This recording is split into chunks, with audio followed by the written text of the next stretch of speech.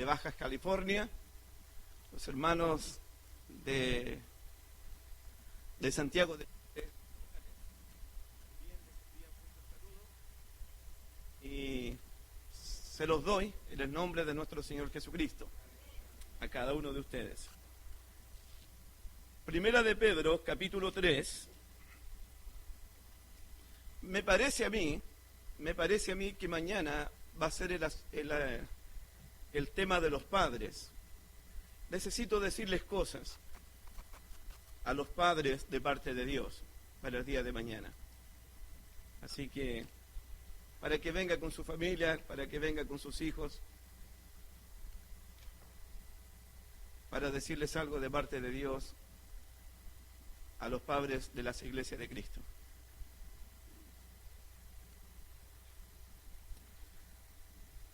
Primera de Pedro, capítulo 3, versículos 1 al 7.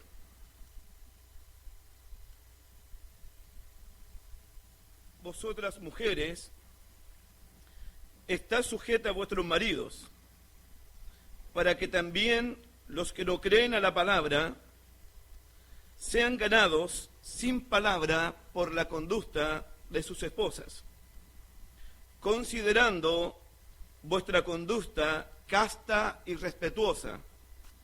Vuestro atavío no sea el externo de peinados ostentosos, de adornos de oro o de vestidos lujosos, sino el interno, el del corazón, en el incorruptible ornato de un espíritu afable y apacible que es de gran estima delante de Dios.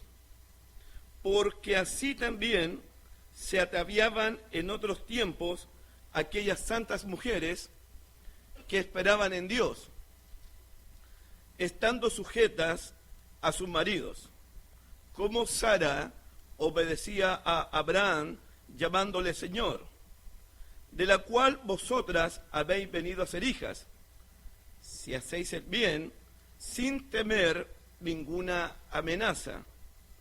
Vosotros, maridos, igualmente vivid con ella sabiamente, dando honor a la mujer como a vaso más frágil y como a coherederas de la gracia de la vida, para que vuestras oraciones no tengan estorbo.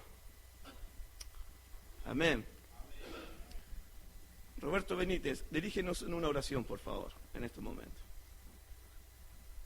Gracias a Dios que el 2 de agosto voy a cumplir 30 años de matrimonio con mi esposa Lorena. Es para darle gracias a Dios.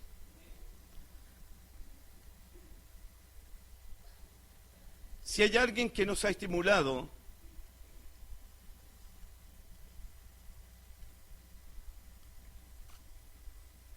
mi socio.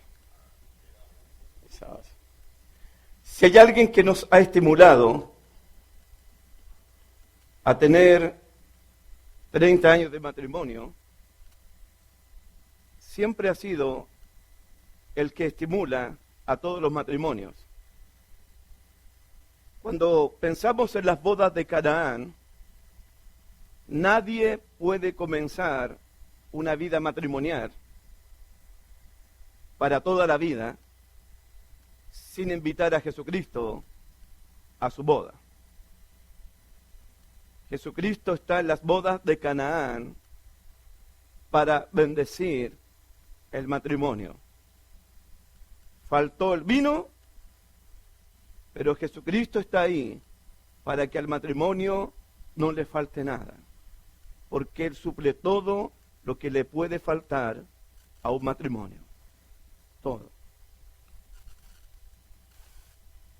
En este capítulo de Primera de Pedro, capítulo 2, verso 21,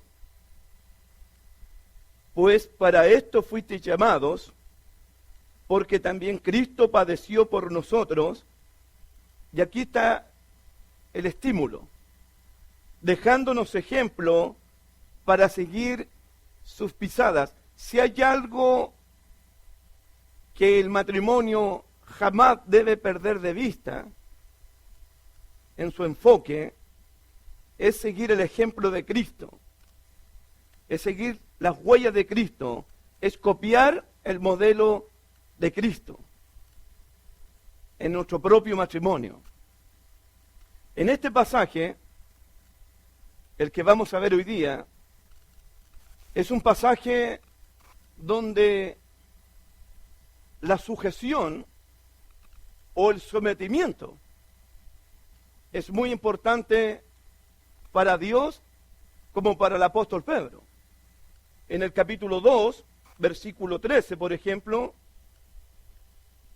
Pedro se dirige a todo ciudadano que vive en un país diciéndole: por causa del Señor, someteos a toda institución humana, ya sea al rey como a superior. Verso 18, Pedro se dirige a los criados o esclavos. Criados, ahí está la palabra, está sujeto con todo respeto a vuestros amos, no solamente a los buenos y afables, sino también a los difíciles de soportar. Capítulo 3, verso 1, asimismo vosotras mujeres, estáis sujetas a vuestros maridos. Es un pasaje que nos invita a sujetarnos, que nos invita a someternos en todas las áreas de nuestras vidas. Y quiero recordar que Primera de Pedro, se está escribiendo en un contexto de diversas pruebas, de prueba de fuego y padecimientos de los cristianos por todo el mundo. Padecimientos frentes a las autoridades del gobierno, padecimientos en los trabajos, amos maltratando perversamente a los esclavos cristianos, criados cristianos, y esposos incrédulos, amenazando, intimidando a esposas creyentes también. Sufrimientos, padecimientos por todos lados. Lo que conversábamos hoy día, en esta tarde, con Roberto y con Elvita, ¿por qué es tan importante el sometimiento para Dios?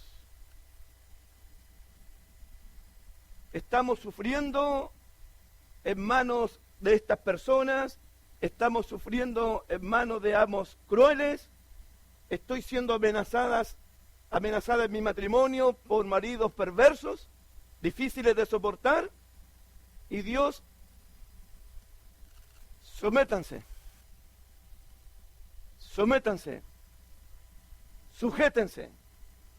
¿Por qué para Dios es tan importante el sometimiento bajo estas circunstancias?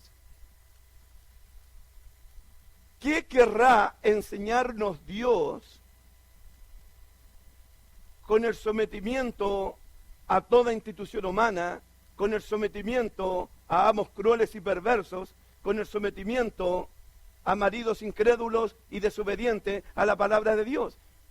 ¿Qué querrá enseñarnos Dios a través del sometimiento? Hay algo que Dios quiere decirnos a nosotros. Lo que conversábamos, ¿cuál es el pecado más favorito de los hombres hoy día, o en el tiempo de Pedro?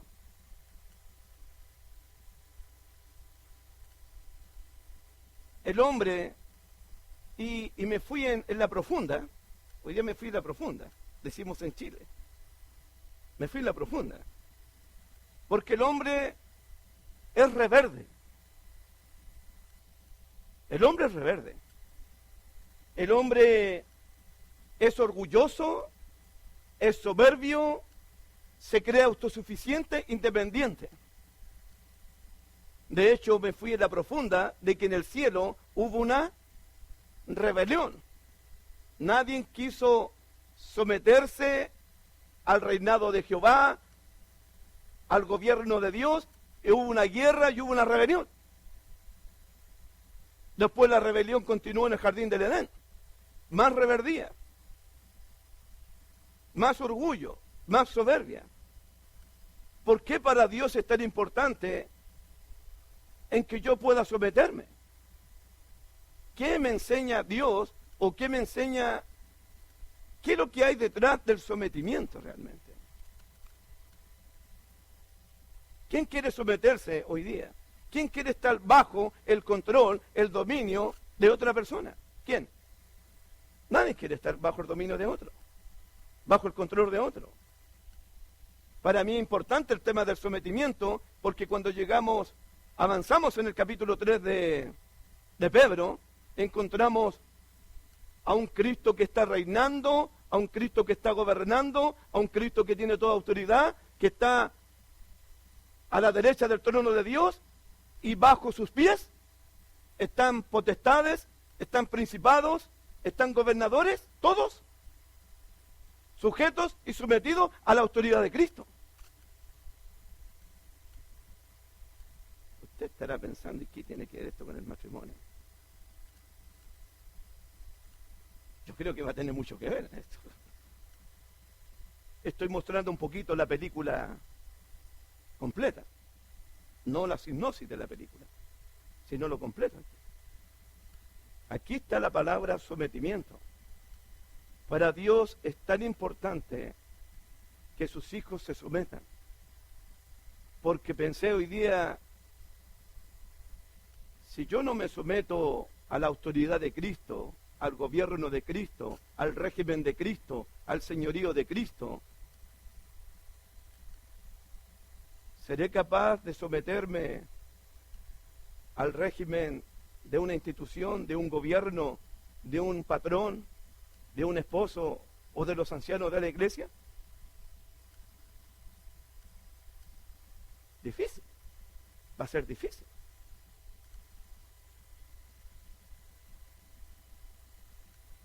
Me parece que detrás del sometimiento,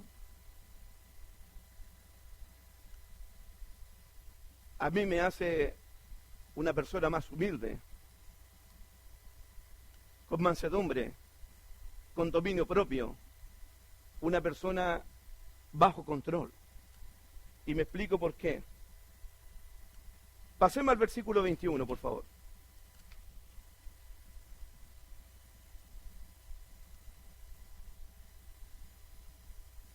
No olvidemos, anoten por favor, no olvidemos el capítulo 2, versículo 13.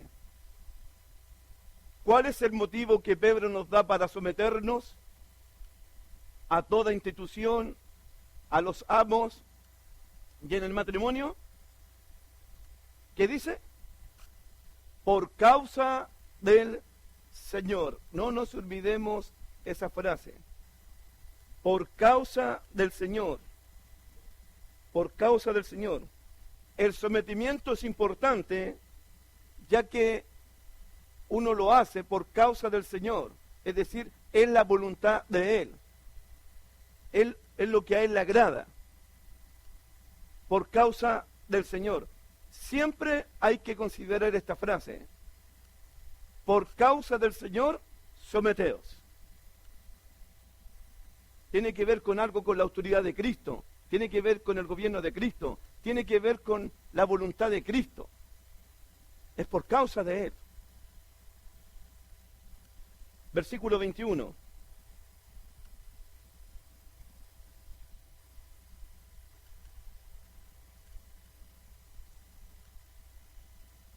Pues para esto fuisteis llamados, porque también Cristo padeció. Estoy en el 2:21 de Primera de Pedro. Pues para esto fuisteis llamados, porque también Cristo padeció por nosotros, dejándonos ejemplo, para que sigáis sus pisadas, el ejemplo de Cristo, el cual no hizo pecado, ni se halló engaño en su boca, quien cuando le maldecían, no respondía con maldición. Hermanito, fijémonos en estos dos puntos. No se halló. Va a ser importante para el matrimonio esto. A Cristo lo observaron de pie a cabeza.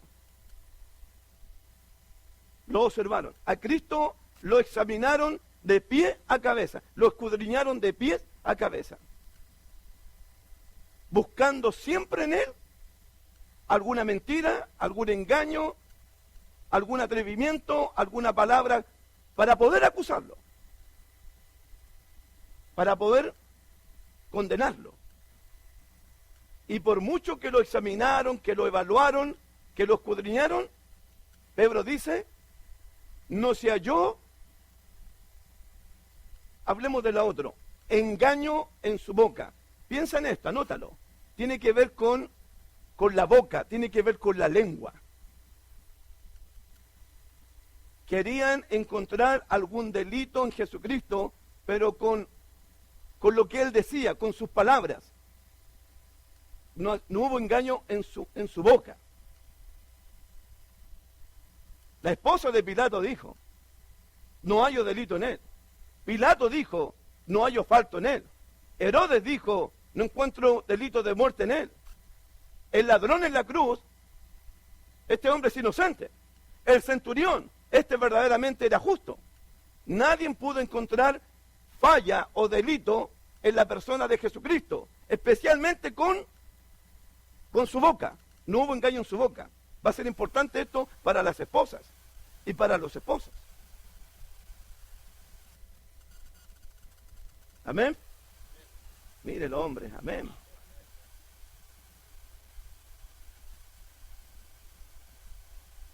¿Por qué tiene que ver con la boca? No se halló engaño en su boca. Y el versículo 23, cuando le maldecían,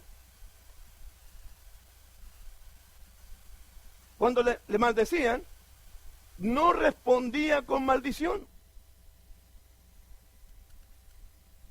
Entonces, ya vamos entrando ya a esto. Pedro va a estar llamando a los matrimonios, especialmente a las esposas, a que sigan, mejor dicho, a que sigamos el ejemplo de Cristo, las huellas de Cristo, las pisadas de Cristo. ¿En qué sentido?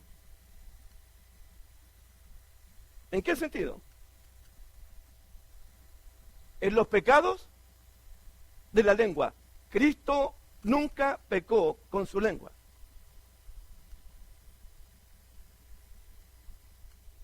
Nunca hirió y ofendió, ni dañó, ni murmuró, ni levantó falso testimonio de nadie con su lengua.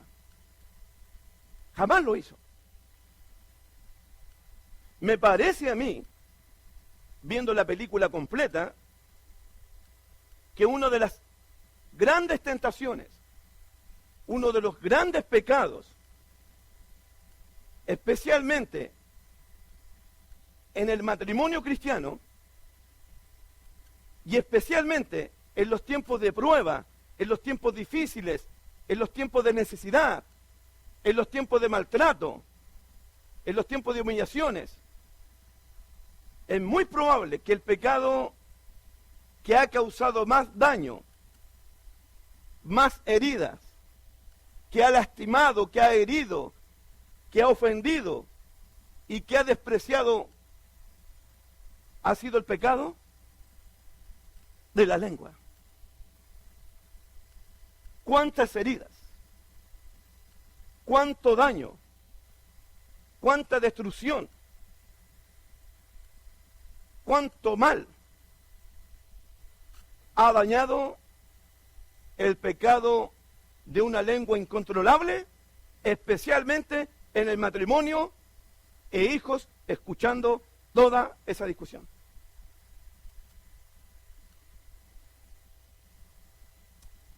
¿Por qué digo esto? No se halló engaño en su boca. Cuando le maldecían, no respondía con maldición. Capítulo 3, versículo 9.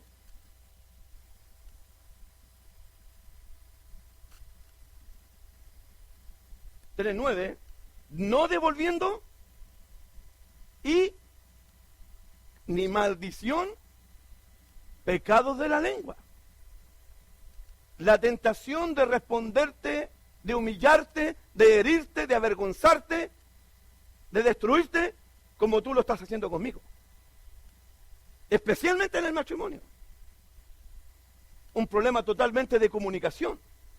¿Cómo comunicamos? A veces con los gestos, a veces con el rostro, pero aquí tiene que ver una comunicación con las palabras, no devolviendo maldición por maldición.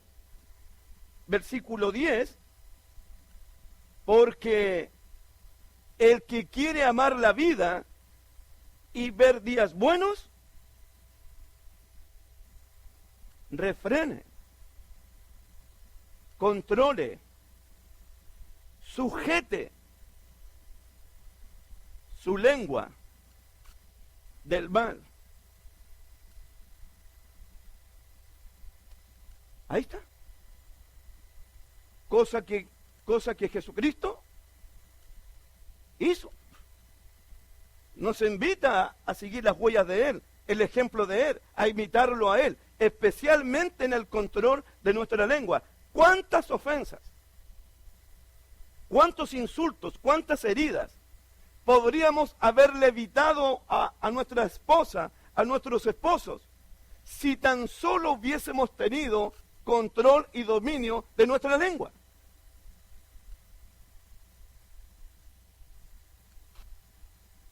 ¿Cuántas heridas podríamos haber evitado? ¿Cuánto daño podríamos haber evitado? ¿Cuántos incendios hemos provocado en el matrimonio por no haber tenido control de nuestra lengua, de nuestras palabras, de nuestros dichos? Sabiendo que la lengua es tan poderosa que puede matar o dar vida a una persona. ¿Y cuántos matrimonios se están matando? Se están destruyendo. Y como digo en Chile, no puedo el día domingo en un sermón resucitar a tu esposa, resucitar a tu marido, si tú lo estás matando y matando todos los días en tu casa.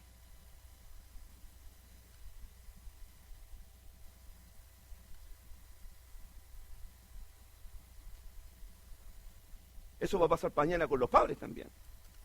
No podemos resucitar a los hijos si los papás los están matando todos los días en su casa.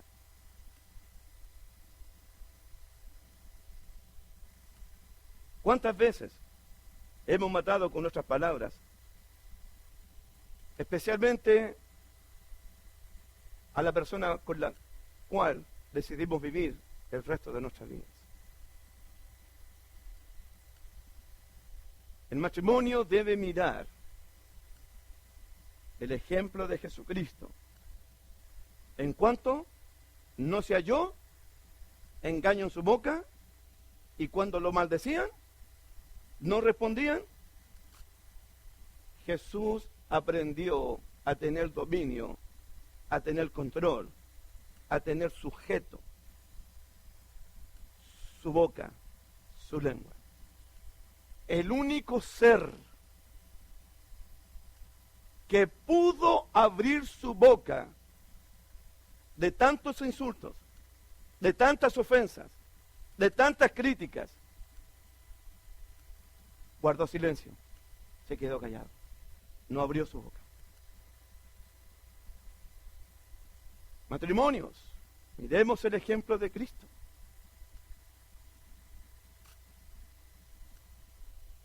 ¿Pudo haber respondido maldición con maldición? ¿Pudo? ¿Pudo haber orado a su padre para que le enviara una legión de ángeles para que lo destruyera? Guardó silencio. El Hijo de Dios se quedó callado cuando tuvo la oportunidad de hablar. Mansedumbre, dominio propio, control de nuestros dichos, ya que puedo recordar las palabras de Jesucristo, que toda palabra ociosa, incluyéndole el matrimonio, toda palabra ofensiva, toda palabra hiriente, toda palabra lleno de veneno mortal, toda palabra que encienda un bosque, toda palabra destructiva, de ella daremos cuenta en el día del juicio, ya que por tus palabras y mis palabras seremos justificados o condenados delante de Dios.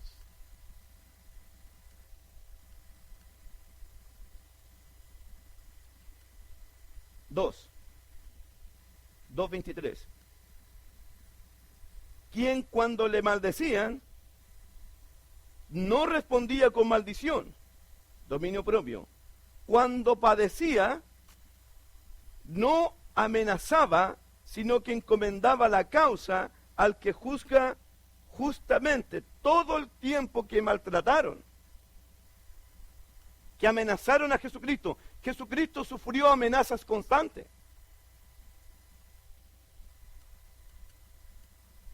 ¿Cómo respondió Jesús a las amenazas? Recuerden que las autoridades están amenazando a los ciudadanos. Recuerden que los amos amenazan a los esclavos y los esposos incrédulos amenazando a sus esposas. ¿Cómo respondía Jesús a eso? Versículo 23. Sino encomendaba la causa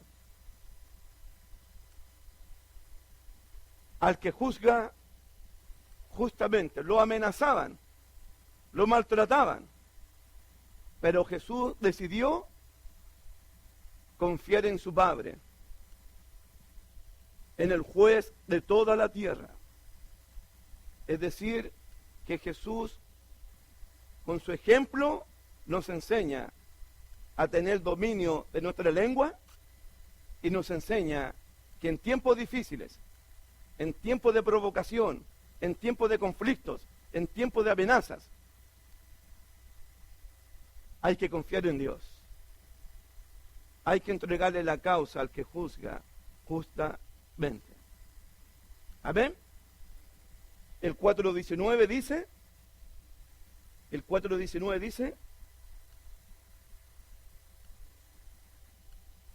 de modo que los que padecen según la voluntad de Dios encomienden sus almas al fiel Creador y hagan el bien.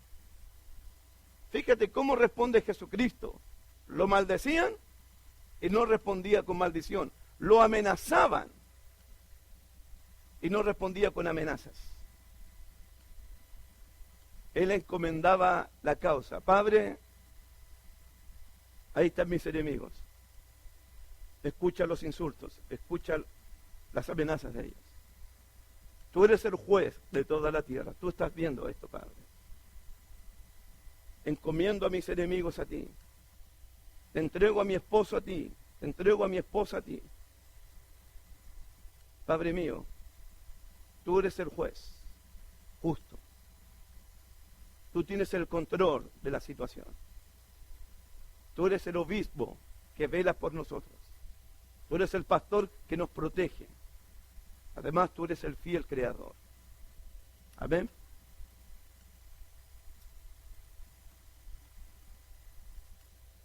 Con esta introducción comenzamos con el matrimonio entonces. Amén. Capítulo 3. Siempre mirando a Jesucristo como ejemplo. Seguir sus huellas, seguir sus pisadas. Siempre. Especialmente en su mansedumbre y cómo confiaba en Dios.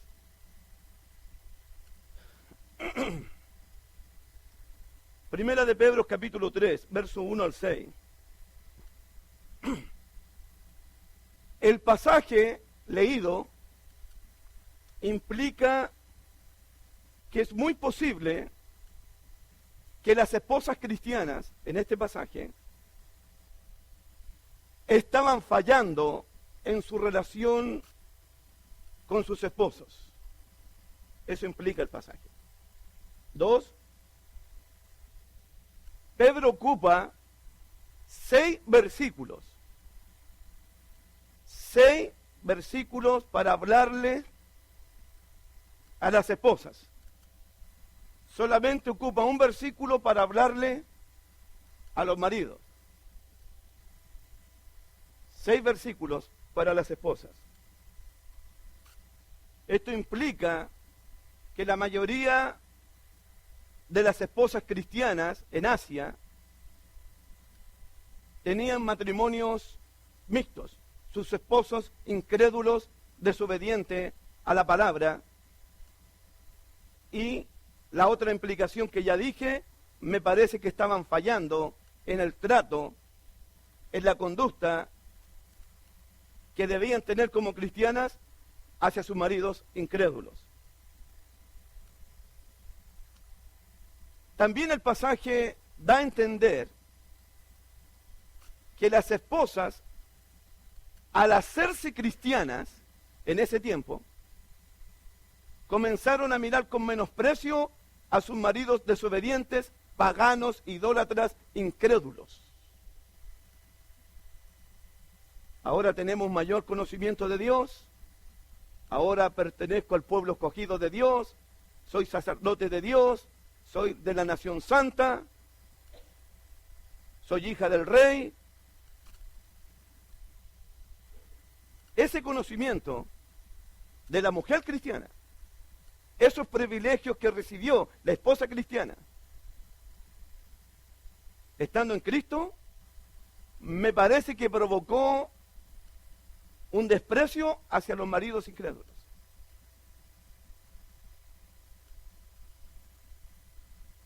Y el pasaje implica también que las esposas podrían haberse sentido verdaderamente libres, porque ese es el mensaje, ¿cierto? Que Cristo nos hace verdaderamente, entonces no tengo ninguna obligación y responsabilidad ahora hacia mi marido, hacia mi hogar. Eso implica el pasaje. Ya que Cristo nos hizo verdaderamente libres, puedo ir a todos los cultos que quiera, a todos los estudios que quiera, el hombre puede quedar solo en la casa. No tengo ninguna obligación para él. Son 6 versículos para ellas. Pedro tiene que decirles mucho a ellas.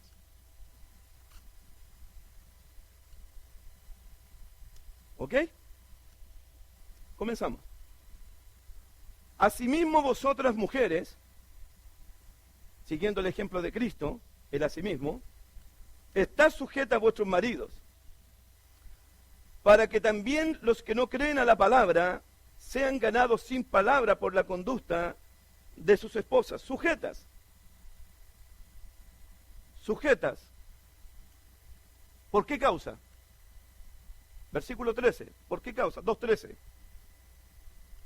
Sujetas por 2 motivos. Motivo número 1, por causa del Señor. Y motivo número 2, 2:21, siguiendo el ejemplo de Cristo. Siempre las esposas sujetas a sus maridos por causa del Señor, porque es la voluntad de Dios, porque le agrada a Dios, y siguiendo las huellas y el ejemplo de Cristo en el matrimonio. ¿En qué está pensando Pedro en el versículo 1?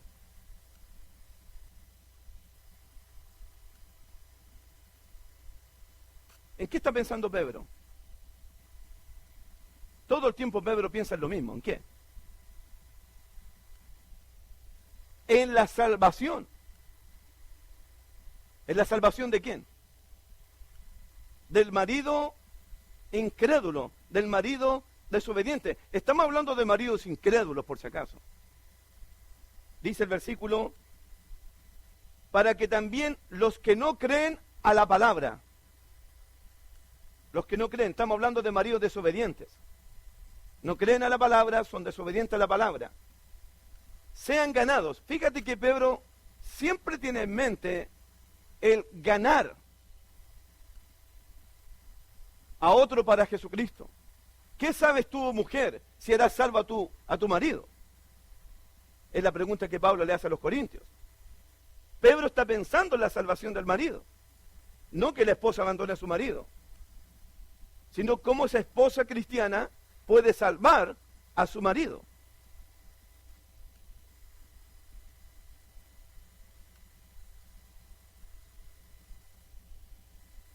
capítulo 2, verso 12, 2:12, manteniendo buena vuestra manera de vivir entre los gentiles, para que los que murmuran de vosotros como de malhechores, glorifiquen a Dios en el día de la visitación. Pedro está pensando que ese marido incrédulo puede llegar a glorificar a Dios. Ya lo dijimos en otra clase. Glorificar a Dios en el día de la visitación.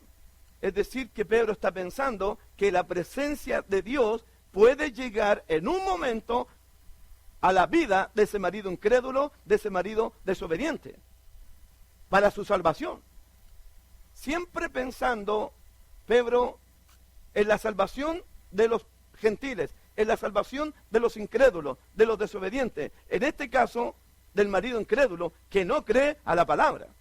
Sean ganados.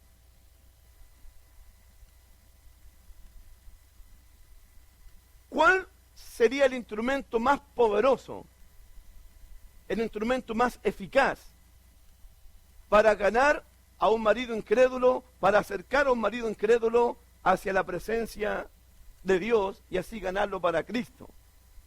¿Cuál sería? Dice el versículo 1, número 1,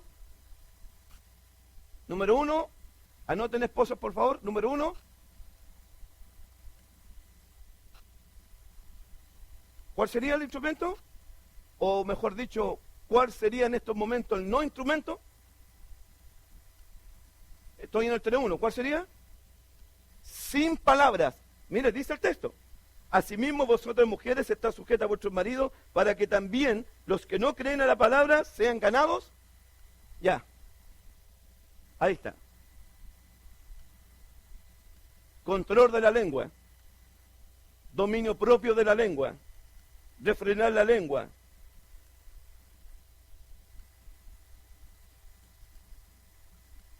Ahí está. Las esposas tienen que aprender. Si quieren acercar a un marido para Cristo, o mejor dicho, ganarlos para Cristo, controlar su lengua, ponerle candado, ponerle freno, guardas a la boquita.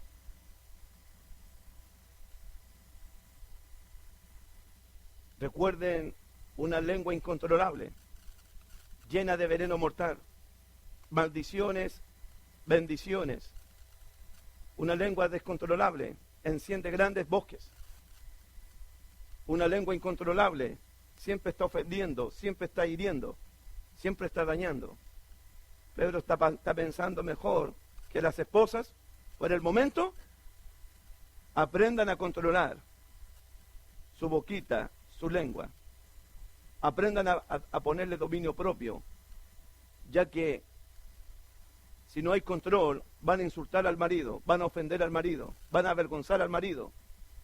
Y el marido va a rechazar más a Dios, va a rechazar más la iglesia, va a rechazar más el cristianismo. Sin palabra.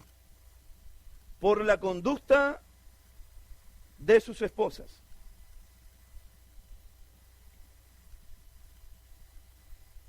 Versículo 2. Considerando vuestra conducta casta y respetuosa. Leamos de nuevo, considerando.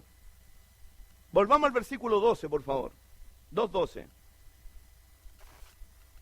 Manteniendo buena vuestra manera de vivir entre los gentiles, para que los que murmuran de vosotros, como de malhechores, glorifiquen a Dios en el día de la visitación. Ahí está de nuevo.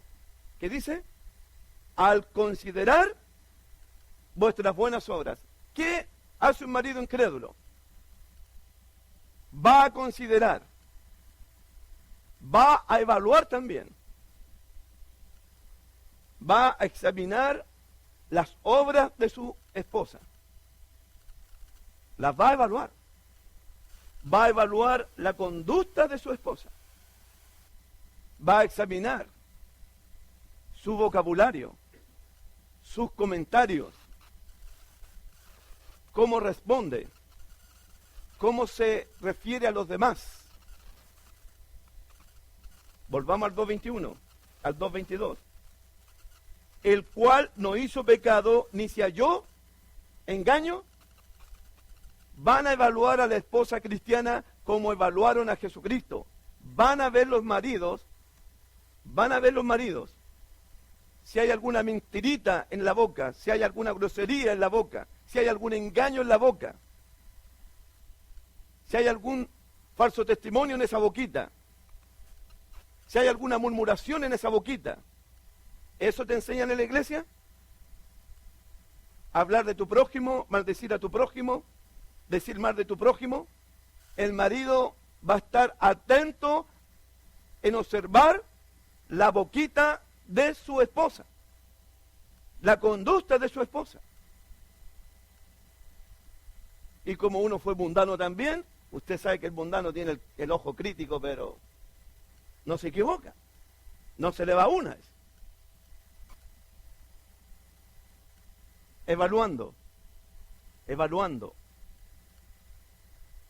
Al considerar vuestras buenas obras, al considerar vuestra conducta casta y respetuosa. Buena conducta. 2:15.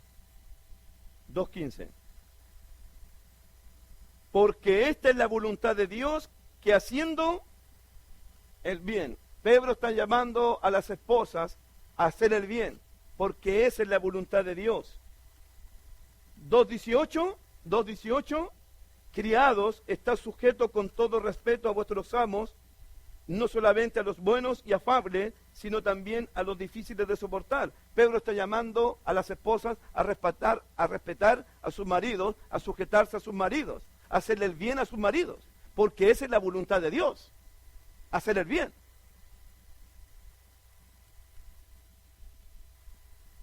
Capítulo 3, verso 15. Sino santificar a Dios el Señor en vuestros corazones y estar siempre preparado para presentar defensa con mansedumbre y reverencia ante todo. Ante todo, pongamos en primer lugar al marido incrédulo que os demanda razón de la esperanza que hay en vosotros. El marido va a preguntar por tu fe, va a preguntar por tu esperanza, va a preguntar por tu salvación, por tu iglesia. Ante él, Pedro pide 3:15, ¿qué pide? ¿Qué pide? Con mansedumbre y reverencia. Mansedumbre y reverencia.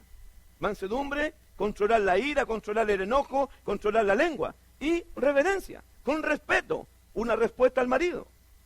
Con reverencia, con prudencia. Así se le habla a ellos. Especialmente si son incrédulos. ¿Por qué decir si son cristianos? Son los reyes entonces.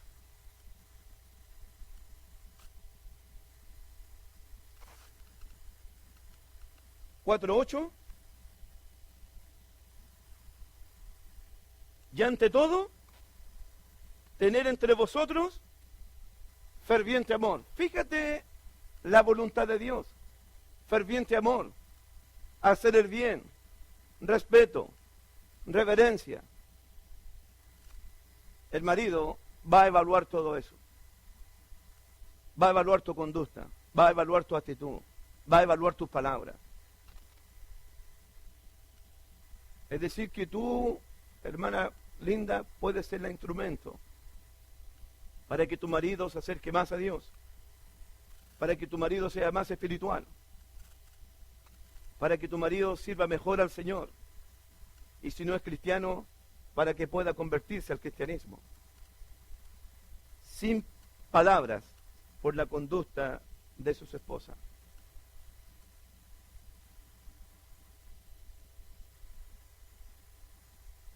Debemos evaluar. No, está mal dicho la palabra. Punto número 1. Las esposas cristianas deben evaluar ellas mismas cómo han sido sus acciones, sus conductas, su manera de vivir que están teniendo o que han tenido con sus esposos incrédulos. Evalúen, hermanas lindas, sus acciones, su manera de vivir y su conducta. Evalúen sus palabras, cómo han sido frente a sus maridos.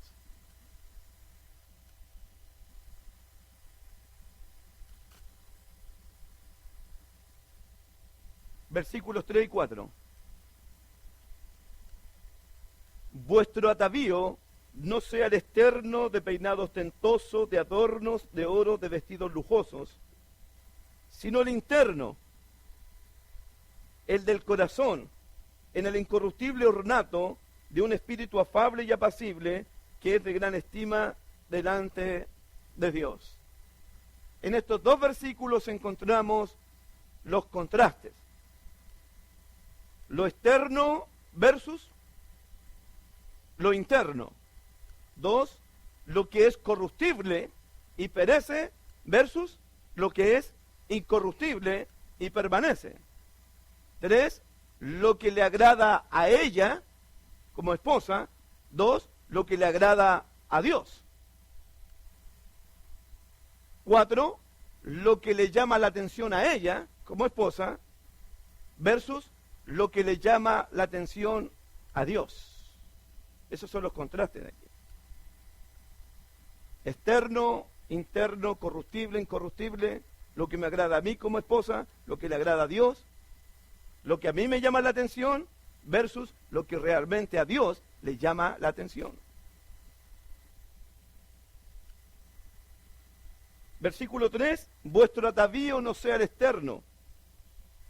El énfasis, versículo 3, el énfasis está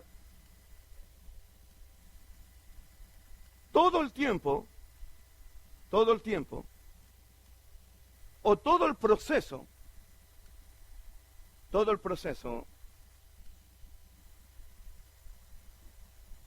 del vestirse de una mujer. El tiempo que requiere, la concentración que requiere, las energías que requiere. En el tiempo que se escribe Pedro, empezamos con los aros acá, los anillos, los brazaletes por acá, otros collares por el cuello, toda una ceremonia. Es todo un énfasis. Parece que tengo a mi esposa aquí en la mente ya. Llevo 30 años casado, hermano. ¿Se acuerdan ustedes? Cuando mi esposa hace todo eso. Yo la miro nomás, pero me pregunto, ¿y ahora de qué me disfrazo yo? Sí, si aquí la cosa.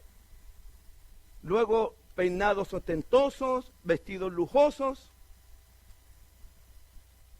El énfasis de la mujer está en ese proceso, de lo externo, de toda esa ceremonia, de todo ese proceso. Pedro no está prohibiendo eso, para nada. Pero Pedro está haciendo un contraste entre el énfasis, el tiempo, las energías, las horas en algunas hermanitas. En todo ese proceso de vestimenta. Es todo un proceso, es toda una ceremonia. Todo un énfasis en lo que es interno. Siempre la mujer vistiéndose para agradarse a ella, para verse bien ella. En el mundo la mujer lo hace también para llamar la atención de otros hombres. Eso podría avergonzar al marido en el tiempo de Pedro. Podría deshonrar al marido. Porque dice en el 2, casta y respetuosa, casta. La pureza de ella. Versículo 4, sino el interno. Fíjate. Externo, corruptible. Externo, para agradarme a mí mismo. Externo, para llamar la atención de otros hombres. Todo el énfasis ahí. Todo el énfasis está ahí. En el tiempo de Pedro, ¿ha cambiado los tiempos hoy día? Han cambiado, ¿no? has mejorado. Pero fíjate el 4, sino el interno. El interno, un corazón. Fíjate, de lo corruptible pasamos a lo incorruptible. De lo que le agrada a uno mismo pasamos a lo que le agrada a Dios. De lo que perece pasamos a lo que es eterno, a lo que permanece. Un espíritu humilde. Un espíritu manso. Un espíritu suave. Una disposición, una actitud cuando hablo con mi esposo, cuando hablo con mis hijos, cuando hablo con los demás. Suavidad en el hablar, suavidad en la actitud, en el trato femenino. El carácter interior. Ya no estamos hablando del vestido exterior, sino del carácter. Porque como la persona piensa en el corazón o piensa en su mente, así es la persona.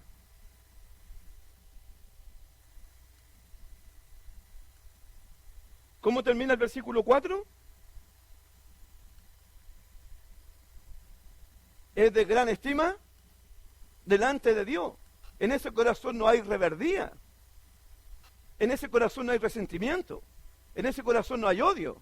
En ese corazón no hay rencor. Hay apacibilidad, hay humildad. El corazón, el espíritu, la disposición es de gran estima. Eso le llama la atención a Dios. Eso hace que abre los ojos Dios. Ver a una esposa con un corazón humilde. Que pueda tener dominio en el control de su lengua. En su carácter. En su ira, en su enojo. Eso le llama la atención a Dios. Y para tener un carácter así, para tener control de la lengua de esa manera, y un corazón humilde, no se requieren 2 horas. Se requiere mucho más tiempo para pasar en la presencia de Dios, para pasar frente a la palabra, para pasar en oración. Se requiere mucho más tiempo. No se requiere solamente 2 horas. Se requiere mucho más tiempo para eso. Entonces, ¿en qué estamos ocupando del tiempo? ¿A qué le estamos dando más énfasis entonces? ¿A lo externo, a lo corruptible, a lo que perece, a lo que me agrada a mí? ¿O le estamos dando más énfasis y atención a lo interno, a lo corruptible, a lo que le agrada a Dios, a lo que le llama la atención a Dios? Sino lo interno, dice. Esposas, evalúen sus acciones. Pero aquí las esposas deben estar evaluando, examinando sus actitudes, sus gestos, su disposición al dirigirse a otro, al hablar con otro, al comunicarse con otros, especialmente con su marido incrédulo. Tiene que ver con un trato, con una actitud tiene que ver.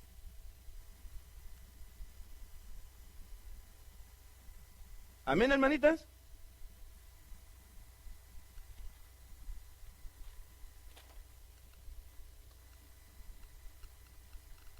Versículo 5.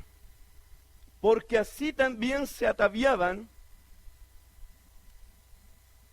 en otro tiempo aquellas santas mujeres que esperaban en Dios estando sujetas a sus maridos. Las santas mujeres del Antiguo Testamento. Es muy probable, por Sara, que Pedro esté pensando en las esposas de los patriarcas, Abraham, Isaac y Jacobo. Es muy probable. ¿Cómo se vestían aquellas santas mujeres? ¿Cuáles son las características de ellas? En el verso 5.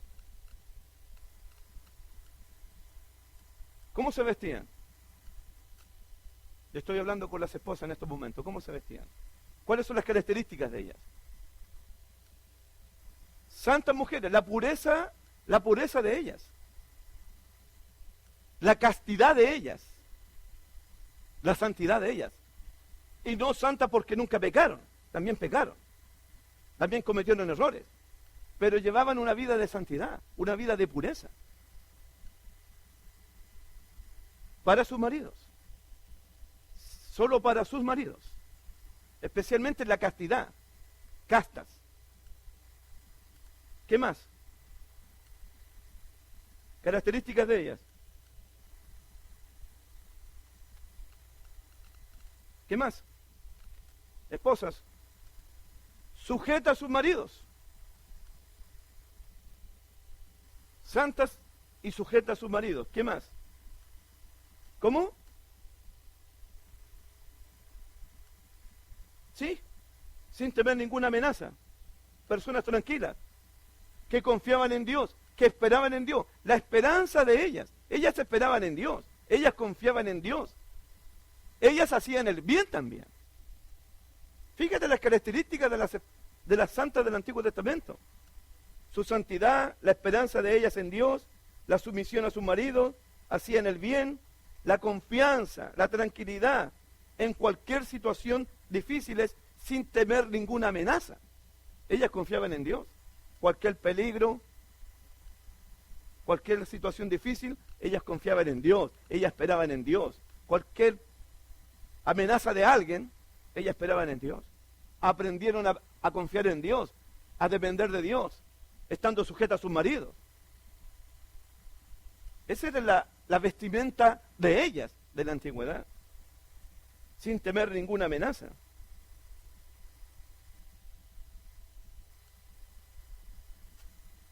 Es posible, anote ahí, sin temer ninguna amenaza, sin temer ninguna amenaza, sin temer ninguna amenaza. Es posible que los esposos incrédulos, paganos, muchos de ellos perversos o difíciles de soportar, como dice el 2:18, hayan estado provocando o creando miedo, pánico,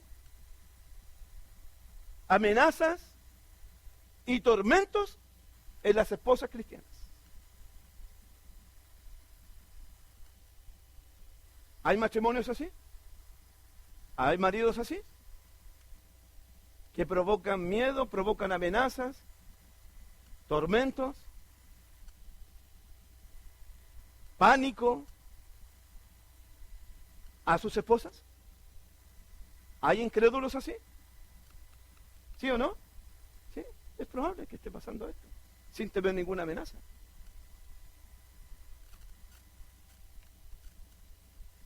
¿Qué puede hacer una esposa en un clima así?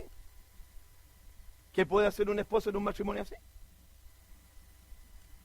Sintiéndose amenazada, sintiéndose con miedo, sintiéndose con pánico, asustada, intranquila. ¿Qué puede hacer una mujer así? ¿Qué puede hacer? 2:21, 2:23.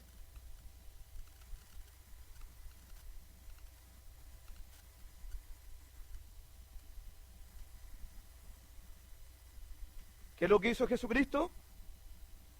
Se encomendaba al Padre. Bueno, esto va a ser otro tema para otra visita, porque no creo que es la voluntad de Dios que una esposa viva así. Para nada. A paz nos llamó Dios. ¿Amén? Eso sería para otra visita. Si me invitan, por socio lindo. Sin temer ninguna amenaza.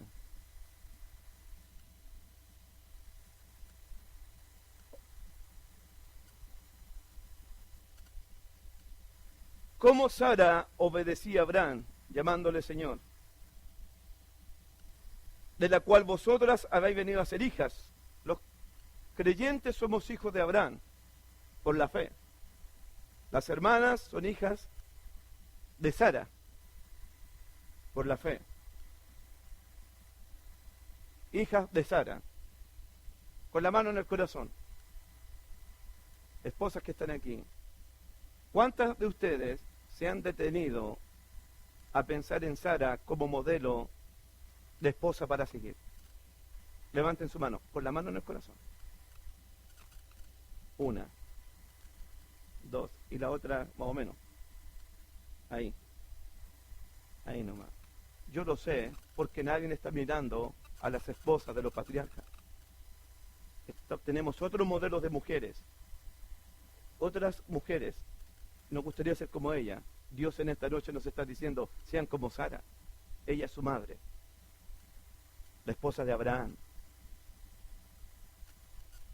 El Espíritu Santo decidió colocar como modelo y ejemplo a seguir a Sara en este pasaje y a las santas mujeres del Antiguo Testamento. Amén. ¿Habrá sido difícil para Sara ser marido de Abraham?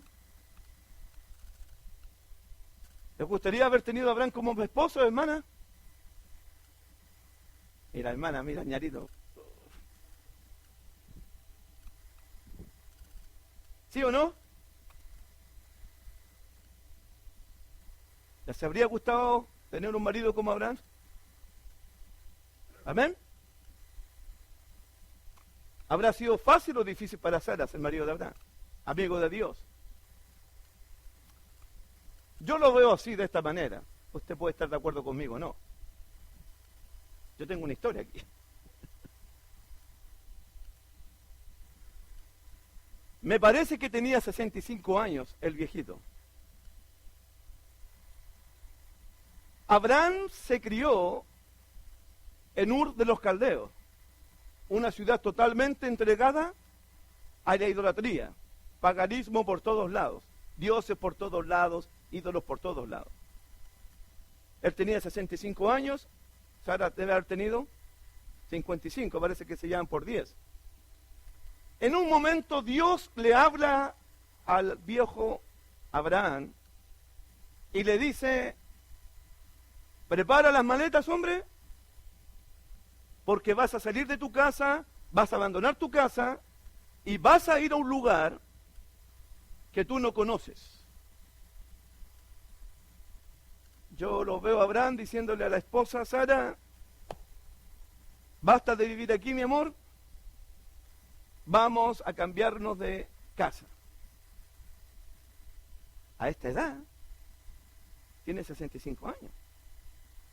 Yo tengo 55. Toda nuestra familia está aquí. Vamos a ir.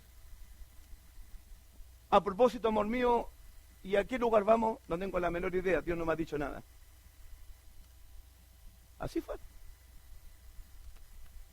¿Quién va con un marido? ¿Quién acompaña a un marido así?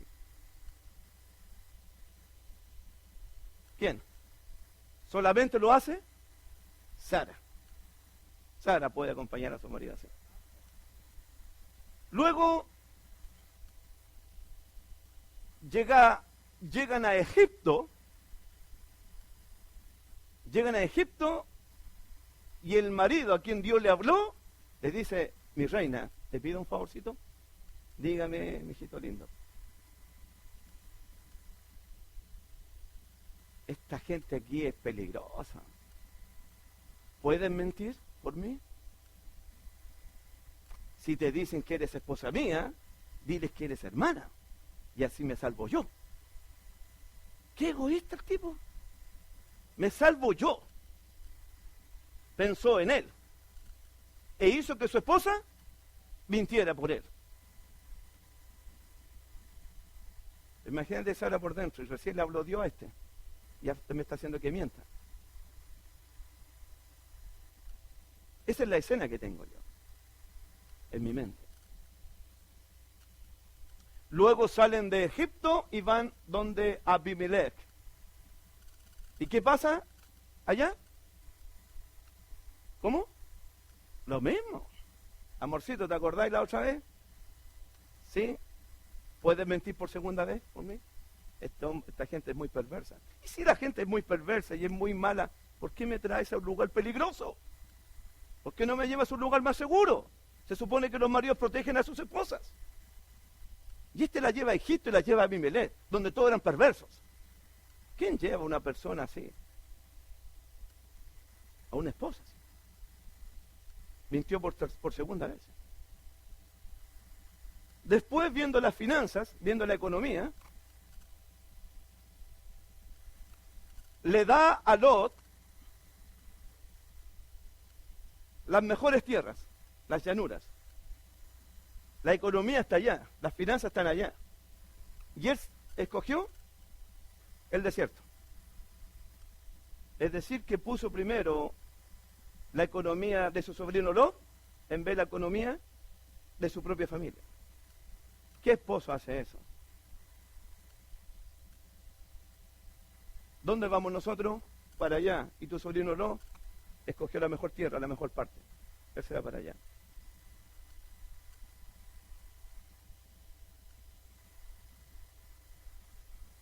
¿Habrá sido difícil la vida para Sara?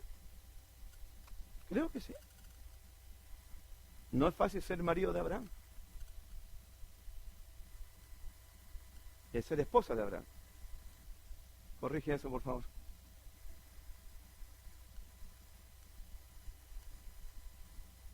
Pero el texto dice, versículo 6, como Sara obedecía a Abraham. No entiendo mucho de eso, pero llamándole mi señor. ¿Hay algún momento en que Sara le llamó señor a su esposo Abraham? Nunca le dijo señor, verbalmente. Lo dijo cuando supo que iba a ser padre en su mente. Mi señor, ahí lo dijo, mentalmente. Mi señor va a ser padre, siendo ya viejo. El respeto de Sara por su marido. La sujeción de Sara por su marido. Y Abraham no era un tipo perfecto. Pero Sara siempre estuvo al lado de él. Siempre. Y ustedes son hijas de Sara. El respeto que merecen los maridos, aunque sean incrédulos. La sujeción que merecen los maridos, aunque sean incrédulos. Amén.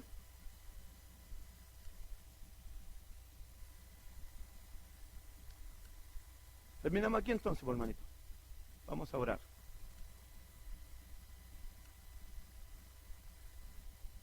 Ah, faltan los maridos, pues. Falta el versículo 7. ¿O lo dejamos para la próxima visita?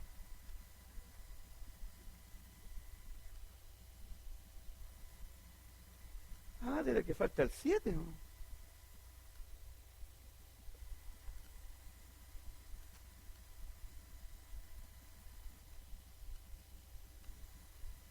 Yo me estaba...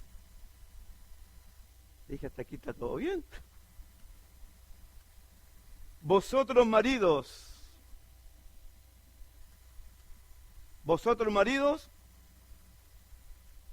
igualmente,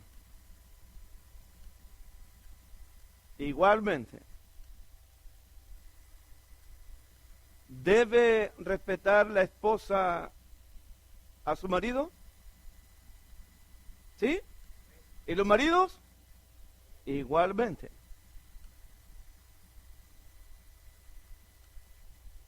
¿Debe la esposa tener control de su lengua? ¿Y los maridos? Igualmente. ¿Las esposas deben ser humildes de corazón? ¿Los maridos? Igualmente. Eso sería todo, hermano. Es demasiado ya. Vosotros, maridos, igualmente vivid con ellas sabiamente. Vivir con ellas sabiamente. El marido siempre debe estar transmitiéndole a su esposa tranquilidad, seguridad, confianza, esperanza, protección. Siempre transmitirle. Si hay alguien que debe sentirse segurísima, confiada, protegida, cuidada, debe ser la esposa de un marido cristiano. Debe ser.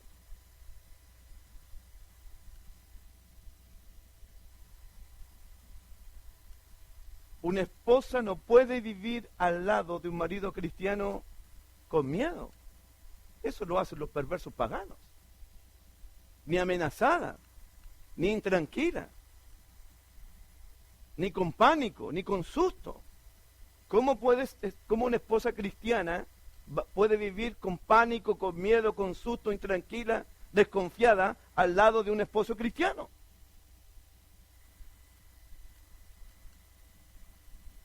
Vivir con ella sabiamente. La palabra sabiamente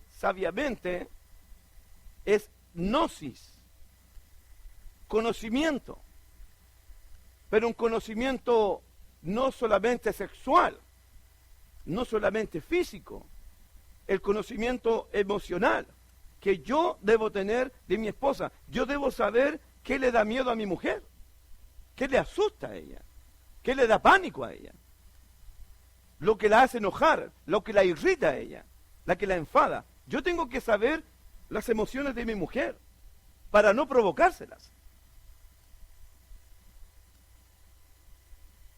Por eso nunca he hablado, los últimos 15 años, nunca he hablado mal de la familia de mi esposa, porque eso les daña a ella, la entristece a ella, la hace llorar a ella.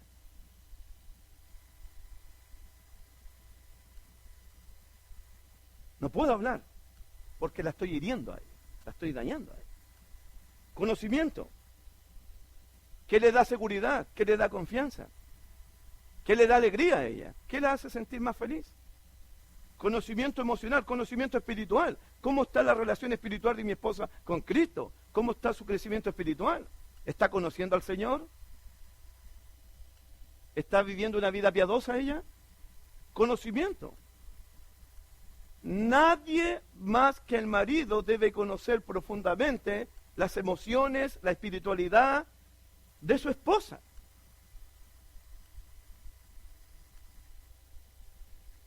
No entiendo, está loca yo. No entiendo, está loca yo. Bueno, tu trabajo es entenderla. Tu trabajo es entenderla. ¿Sabe, Pedrito? No comprendo a mi esposa, es luna, cambia para allá, cambia para acá. Bueno, tu trabajo es comprenderla. Tu trabajo es entenderla. Tienes que trabajar. Vivir sabiamente, debo conocerla a ella, los cambios que tiene. Especialmente también, que no sé cómo puede ser eso, cuando están en su periodo. El marido tiene que saber eso. Que ella cambia sus emociones, cambia su aspecto físico, cambia todo, porque está en su periodo. Hasta en eso, hermano. El tipo dice, ni sé qué le pasa a esta loca, parece que está enferma. Vivir con ellas sabiamente. ¿Cuáles son sus sueños? ¿Cuáles son sus esperanzas? Sus expectativas. Conocerlas. Y para eso va a tener que haber, que lo vamos a tocar para una próxima visita, tiene que haber mucha comunicación. Tiene que haber mucha comunicación en eso. Dando honor, versículo 7, dando honor a la mujer. Ubicar a la esposa en el lugar más elevado en el matrimonio. Brindarle un trato considerado. La idea es qué lugar, dónde está ubicada tu esposa en tu vida, en tu familia, en tu matrimonio. ¿Dónde está ubicada ella? Para Pedro, la esposa debe ubicarse en el lugar más importante de la familia.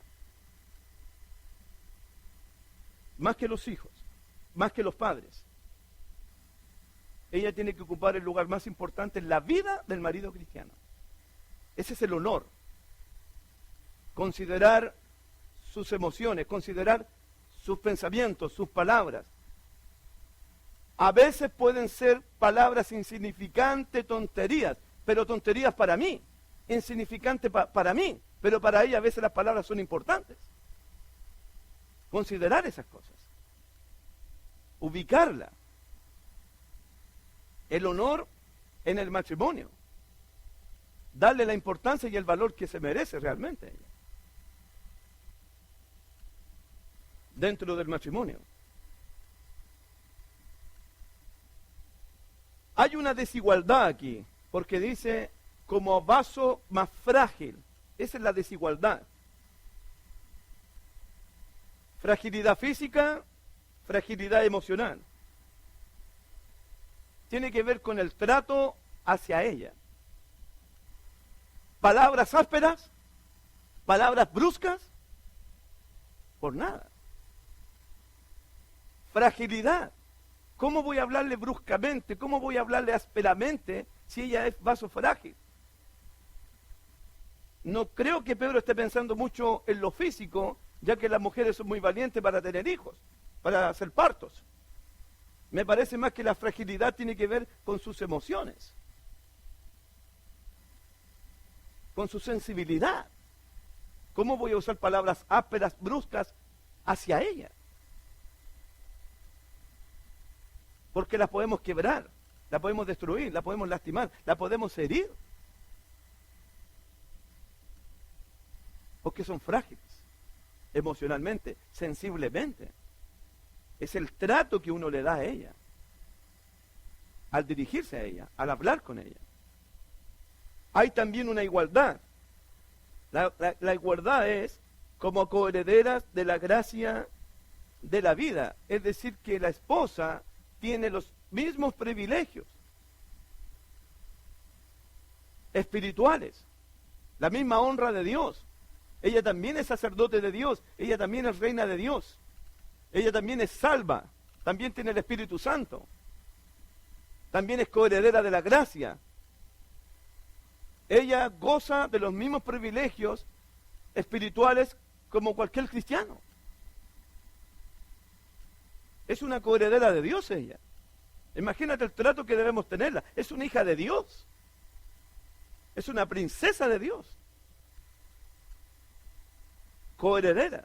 Nos olvidamos que ellas son las coherederas de la gracia, de la vida.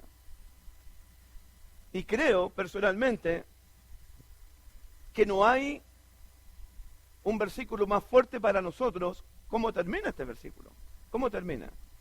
Para que vuestras oraciones, es decir, que mi vida espiritual, mi relación con Dios, puede ser afectada, puede ser rota, puede ser quebrantada mi relación con Dios si no trato con honor, con respeto, con suavidad a mi esposa. Mi vida espiritual puede ser quebrantada, mi relación con Dios. Mi adoración a Dios, mi ofrenda a Dios, puede ser rota, quebrantada, interrumpida, estorbada. Entonces, si quiero profundizar más mi relación con Dios, si quiero mejorar más mi relación espiritual, tengo que empezar a mejorar y a profundizar primero, también, mi relación con mi esposa.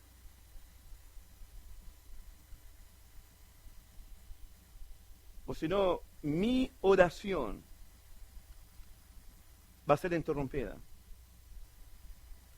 Mi adoración va a ser afectada. Dios no va a aceptar la oración de un marido que daña, que hace llorar, que causa pánico, humillación, tristeza a su esposa. Dios no va a aceptar eso. Aquí ni en ninguna parte. Dios no acepta eso. Si no les damos el honor que se merecen. Una de las cosas que los maridos podríamos hacer esta noche o mañana, yo probablemente la haga el 12, cuando me vaya a Chile. Hay que estar preguntando, esposa mía, aquí está el versículo 7,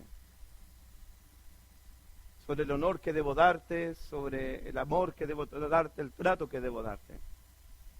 Esposa, según este versículo 7, dime tú, ¿estoy aquí en este versículo 7? ¿Estoy cerca en este versículo 7? ¿Estoy un poquito lejos? ¿O no estoy en el versículo 7? Solamente tu esposa podrá responderte esa pregunta. Solamente tu esposa podrá decirte, nunca has estado ahí, porque nunca me has respetado y me has puesto en el lugar que me merezco. Nunca me has dado el honor que merezco. O te has esforzado, te estás acercando ahí. Pero la esposa es la única que puede responder a esa pregunta. Vamos a orar en la presencia del Señor. Mañana para los padres, por favor. Si Dios así lo quiere. Ñarito, pase por acá, mi socio.